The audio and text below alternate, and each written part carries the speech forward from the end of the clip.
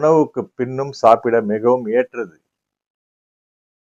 இதனை பிற பழங்கள் மற்றும் காய்கறிகளுடன் சாலட் செய்து சாப்பிடலாம். வாழைக்காயை சமைத்து வற்றலாகவும் சாப்பிடலாம்.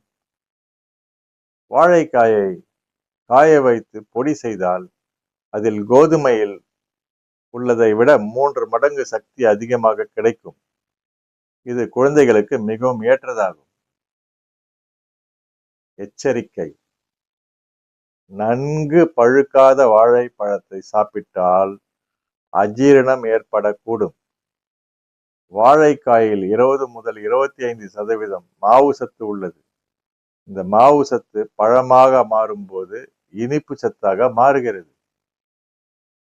வாழைப்பழத்தை ஒருபோதும் ஃப்ரிட்ஜில் வைக்க கூடாது. வாழைப்பழத்தில் பொட்டாசியம் சத்து அதிகமாக உள்ளது.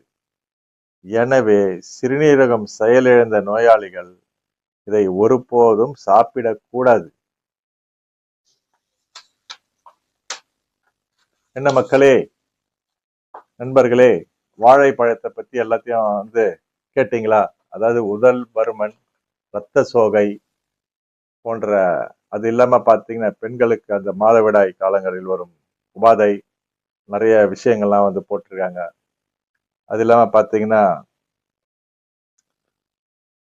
புண், அதாவது தீயினால் ஏற்பட்ட புண்ணு, அதை பத்தி எல்லாம் சொல்லியிருக்காங்க. ரொம்ப அற்புதமான ஒரு காணொலி இந்த காணொலி.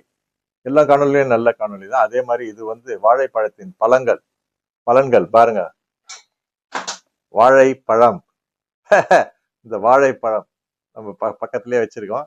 ஸோ வாழைப்பழத்தை எல்லாரும் ரெகுலரா சாப்பிடுங்க. குழந்தைகளுக்கு பாத்தீங்கன்னா வாழைப்பழத்தை அந்த மாதிரி வயிற்றுல அந்த ப்ராப்ளம் இருக்கும்போது நல்லா மசிச்சு அப்படி கொடுக்க சொல்றாங்க. ஸோ அந்த மாதிரி அவங்க எப்படி சொல்லியிருக்காங்களோ அதே மாதிரி வாழைப்பழத்தை அனைவரும் உண்ணலாம். எல்லோரும் நல்லா இருங்க, ஹாப்பியா இருங்க, சந்தோஷமா இருங்க. சரிங்க. நோயற்ற வாழ்வு குறையற்ற செல்வத்தோட எல்லோரும் நல்லா இருக்கணும்னு சொல்லிட்டு வேண்டி இந்த காணொலியை இதோட முடித்துக் கொள்கிறேன். அடியேன் யோகரத்னா ரவி. நீங்க இந்த காணொலியை நீங்க மட்டும் பார்த்துட்டு விடாம பிறருக்கும் உங்க நண்பர்களுக்கு, உங்க சொந்த பந்தங்களுக்கு எல்லோருக்கும் நீங்க ஷேர் பண்ணுங்க. ஷேர் பண்ணீங்கன்னா அவங்களும் பார்த்து அவங்களுக்கும் உபயோகரமா இருக்கும். அடுத்த ஒரு காணொலியில, அடுத்த எபிசோட்ல நம்ம வேற ஒரு அற்புதமான ஒரு பழத்தையும் அதோடைய மருத்துவ பலன்களை பற்றியும் பார்ப்போம். அது வரைக்கும் உங்களிடம் விடை பெறுகிறேன். நன்றி, வணக்கம். ஓம் நம சிவாயா. ஹரி ஓம்.